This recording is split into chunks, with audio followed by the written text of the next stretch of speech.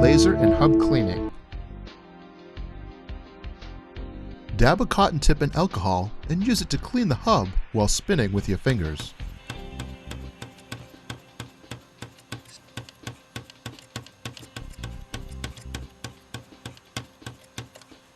Then use your fingers to rub it dry.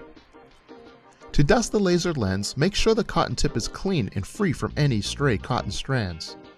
Gently spin the cotton tip no more than twice to remove the dust, being sure not to scratch the surface of the laser.